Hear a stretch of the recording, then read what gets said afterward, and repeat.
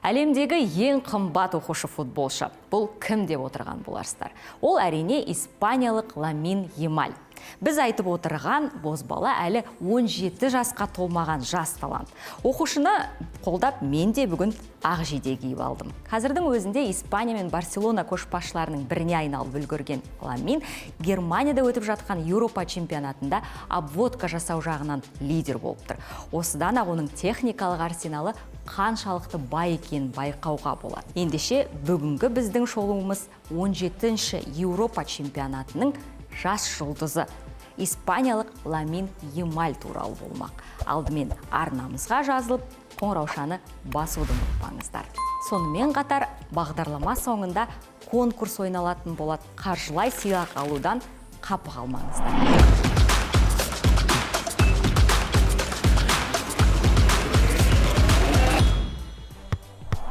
Ламин Ямаль 2007 жыл шілдеде мароккалық Мунир Насрауи мен экваторлық Гвинея азаматы Шейла Эбананың отбасында дүниеге келген. Ламиннің балалық шағы Барселонаның ең қауіпті аудандарының бірі Рокафонданың Матара қаласында өтті.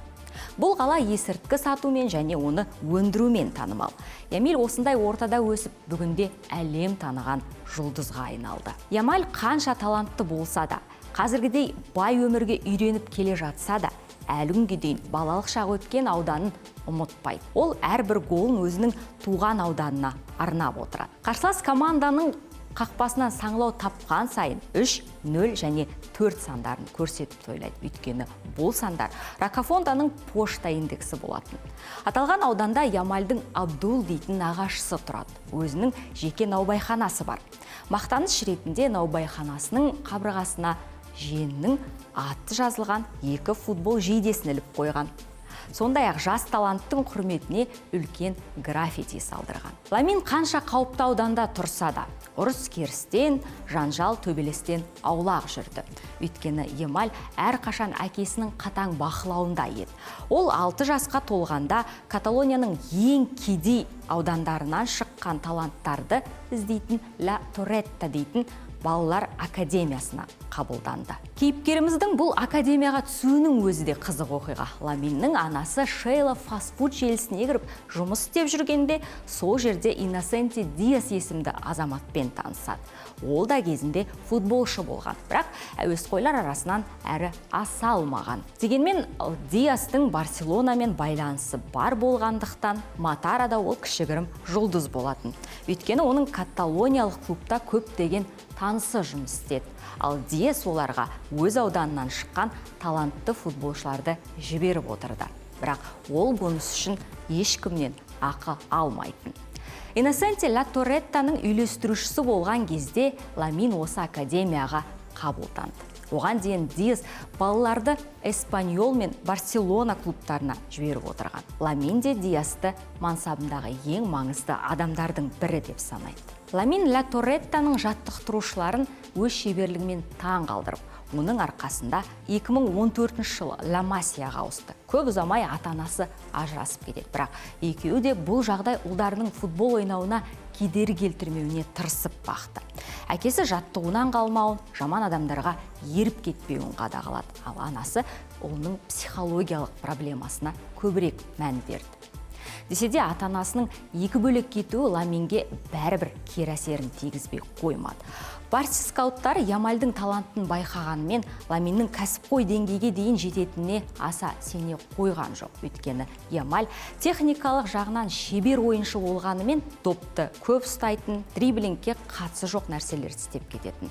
Барса басшылығы оның мінезіне де күмәнмен қарады. Өйткені Ламиннің алаңдағы әрекетін көріп, оны үлкен футболға ауысқанда ешкімге доп бермей өзімшіл болады деп қорықты. Бірақ Ямаль сияқты талантты баладан айырылып қалмауды ойлап, оны шағын футболда сынап көргісі келді. Футзалда да Ламин өзін көрсетіп, 5 жылдың ішінде академияның бірнеше сатысынан өтті.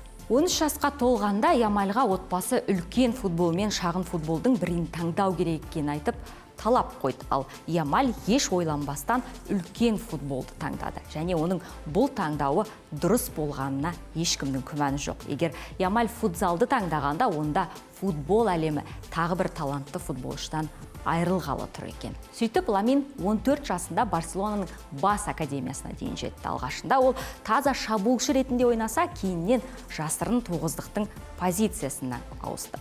Уақыт өте келе Ямаль қапталға ауысып, осы бір позицияда түбегейлі тоқтады. Бір жылдан кейін Хави академияда жүрген Ламиннің талантына тамсанып, 15 жасында оны бірінші рет негіз құраммен жаттығуға шақырды.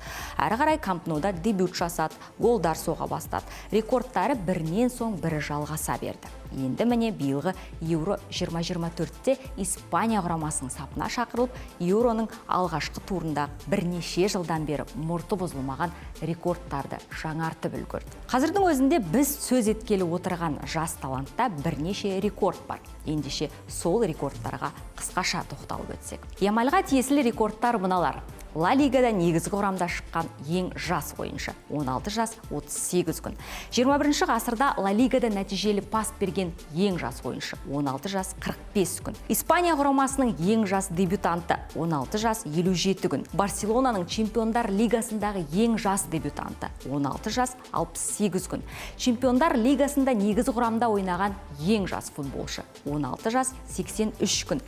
Ла Лигада гол соққан ең жас ойыншы, 16 жас 87 күн. Чемпиондар Лигасында нәтижелі пас берген ең жас ойыншы, 16 жас 153 күн. Біз рекордтардың бір сыпырасын айттық, өйткені оған тиесілі рекордтардың бәрі осыған ұқсас.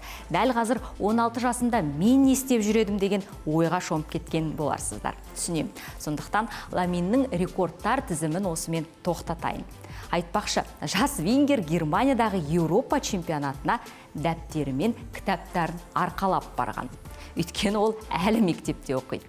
Еуроның ойындарының арасында емтиханға дайындалады, сабақ оқиды. Өзі онлайн сабаққа да қатысып жүр. Ұстазым ренжімейтін шығар деп үміттенемін деп отыр, бірақ мұндай талантты балаға қалай ашулануға болады. Маусымның 26-сынан 27-сіне қараған түні сағат 12-де Португалия мен Грузия құрамалары кездеседі. Осы ойынның есебін дәл тапқан және соңғы голдың авторын атаған екі жеңімпазға 5000 теңгеден сыйлығымыз бар. Видео ұнаса лайк басыңыздар, коммент жазыңыздар. Келесі шығарылымда қай тақырыпты қозғағанымызды қалайсыздар? Пікір білдіре кетіңіздер.